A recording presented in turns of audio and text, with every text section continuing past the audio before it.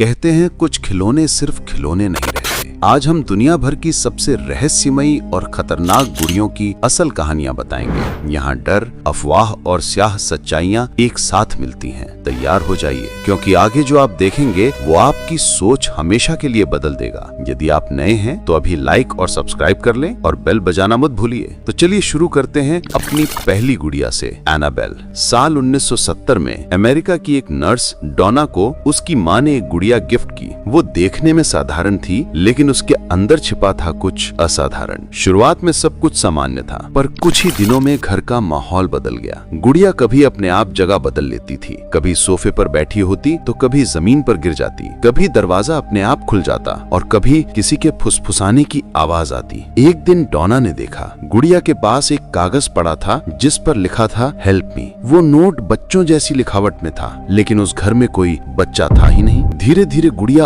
और भी डरावनी होने लगी। कभी उसके हाथों पर लाल धब्बे दिखते तो कभी उसके कपड़ों पर किसी के खून जैसा निशान। अब वो खिलौना नहीं, एक रहस्यमयी ताकत बन चुकी थी। डोना ने डर के मारे प्रसिद्ध पैरानॉर्मल जांचकर्ताओं एड और लॉरेन वॉरेन को बुलाया। जांच के बाद लॉरेन ने कहा, ये किसी बच्चे की आत्मा नहीं है, बल्कि एक दुष्ट आत्मा है जो इस गुड़िया में बस चुकी है। इस आत्मा का असली उद्देश्य था पहले भरोसा जीतना, फिर इंसान के शरीर में प्रवेश करना। वॉरेन दंपत्ति ने एनाबेल को अपने घर ले जाकर एक कांच के बॉक्स में बंद कर दिया और उस पर लिखा, warning, positively do not open. कहा जाता है कि हर दिन एक पादरी उस बॉक्स के पास प्रार्थना करता है ताकि वो आत्मा कभी बाहर ना निकल सके। कई लोगों ने उसे छूने की कोशिश की। एक व्यक्ति ने मजाक में उसे थपथपाया। घर लौटते वक्त उसकी बाइक दुर्घटनाग्रस्त हो गई। कुछ कहते हैं वो फिर कभी नहीं लौटा। आज भी एनाबेल उसी ऑकल्ट म्यूजियम में रखी हुई है। वॉरेन परिवार का कहना है, अगर किसी ने उस बॉक्स को फिर खोला तो नतीजा बहुत भयानक होगा।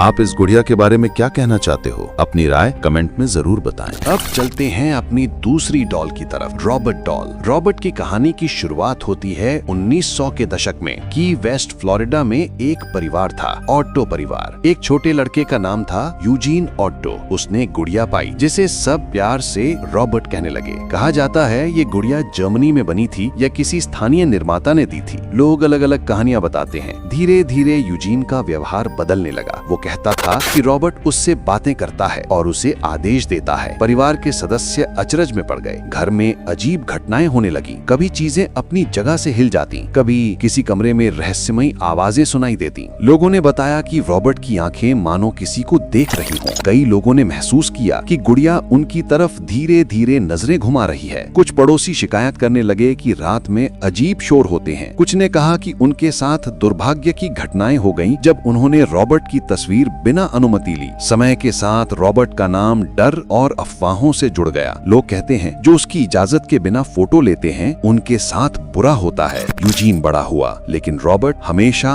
उसके साथ रहा। वो गुड़िया यूजीन के जीवन का हिस्सा बन गई, चाहे वो घर हो या उसका काम। वर्षों बाद रॉबर्ट को फोर्ट ईस्ट मार्टेलो म्यूजियम में रखा गया, जहां वो आज भी कांच के बॉक्स में मौजूद है। म्यूजियम आगंतुकों से अनुरोध करता है कि वो उसकी फोटो लेने से पहले अनुमति लें। कई लोगों ने दावा किया है कि बिना अनुमति फोटो लेने के बाद उन्हें दुर्भाग्य झेलना पड़ा है। वैज्ञानिक कहते हैं यह सब कल्पना है, लेकिन जो उसे देखते हैं वो मानते हैं कि उस गुड़िया में कुछ तो जरूर है। आप इस रॉबर्ट डॉल के बारे में क्या कहना चाहते हो? अपनी राय कमेंट में जरूर बताएं। अब चलते हैं अपनी तीसरी डॉल की तरफ, ओकीकू डॉल। ये कहानी जापान की सबसे डरावनी हकीकतों में से एक है। साल था 1918। जापान के होक्काइडो में एक छोटी लड़की रहती थी, ओकीकू। उसके भाई ने उसे एक सुंदर गुड़िया गिफ्ट की। गुड़िया की पोशाक लाल थी और बाल काले चमकदार। ओकीकू उस गुड़िया से इतना प्यार करती थी कि वो हर जगह उसे अपने साथ रखती थी। कुछ महीनों बाद ओकीकू की तबीयत बिगड़ गई और बहुत कम उम्र में उसकी मौत हो गई। पर कहानी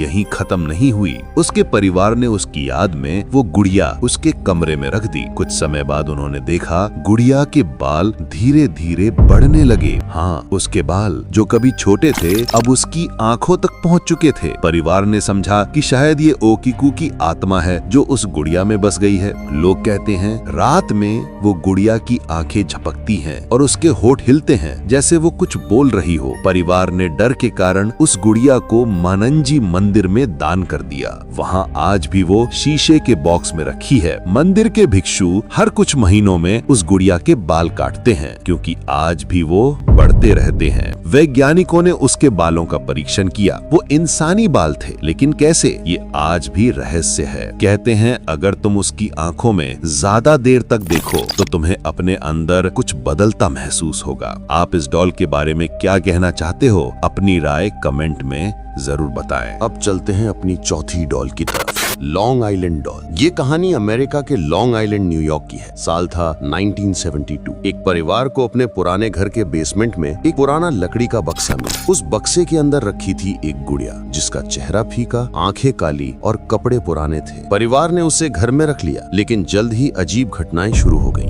रात में घर के अंदर कदमों की आवाजें आती। बच्चे कहते वो गुड़िया हमसे बात करती है। एक दिन परिवार ने तंग आकर उसे बाहर फेंक दिया, पर अगली सुबह वही गुड़िया उनके सोफे पर वापस बैठी मिली। उन्होंने उसे जलाने की कोशिश की, पर कहा जाता है वो आग में नहीं जली। धीरे धीरे परिवार वो घर छोड़ गया। सालों बाद नए मालिक को उसी जगह वही गुड़िया फिर मिली। आज वो गुड़िया लॉन्ग आइलैंड के एक प्राइवेट कलेक्शन में रखी है। कहा जाता है रात में उसकी आंखें लाल हो जाती हैं और कमरे में एक हल्की सी हंसी सुनाई देती है। कहते हैं जो भी उसे देखता है वो कुछ न कुछ महसूस जरूर करता है। आप इस डॉल के बारे में क्या कहना चाहते हो? अपनी राय कमेंट में जरूर बताएं। अब चलते हैं अपनी पांचवी डॉल की तरफ, लेबू द लुनाटिक डॉल। ये कहानी अफ्रीका के पश्चिमी हिस्से से जुड़ी है। कहा जाता है ये गुड़िया एक तांत्रिक पुजारी ने बनाई थी जो आत्माओं से संपर्क करता था। लेकिन एक रात जब उसने एक मृत आत्मा को बुलाया तो एक पागल आत्मा आ गई। वो शांत नहीं थी, क्रोधित थी, और उसी पल उसने इस गुड़िया ने घर बना लिया। गांव में अजीब घटनाएं होने लगी। लोग कहते ये गुड़िया रात में खुद चलती है, कभी किसी के कमरे में जा बैठती, कभी दरवाजे पर आ जाती। एक महिला ने कहा उसने आधी रात को उसकी डरावनी हंसी सुनी। धीरे धीरे लोग उसे लुनाटिक डॉल कहने लगे। जो भी उसे ज्यादा देर तक देखता वो बेचैन हो जाता और कुछ दिनों में पागलपन की निशानियां दिखने लगती। अब ये गुड़िया एक गुप्त संग्रहालय में रखी है, लोहे की सलाखों और मंत्रों के घेरे में। जो भी उसे देखने गया कहता है उसकी आंखें किसी और दुनिया से तुम्हें देखती हैं। कहते हैं लेबू अब भी जिंदा है, बस रूप बदल चुका है। आप इस डॉल के बारे में क्या कहना चाहते हो? अपनी राय कमेंट में जरूर बताएं। अब चलते हैं अपने आखिरी रहस्य की तरफ, रोमन डोडेकाहेड्रॉन। ये एक छोटा धातु का यंत्र है जिसका आकार 12 बराबर सतहों वाला होता है। हर सतह पर एक गोल छेद और हर कोने पर छोटे छोटे गोल गोले बने होते हैं। अब तक ऐसे 120 से ज्यादा डोडेकाहेड्रॉन यूरोप के अलग अलग हिस्सों में मिले हैं। इन्हें रोमन साम्राज्य के दौर यानी दूसरी से तीसरी सदी के बीच का माना गया है। पर सबसे बड़ा सवाल ये है ये था क्या? किसी किताब या रिकॉर्ड में इसका कोई जिक्र नहीं मिलता।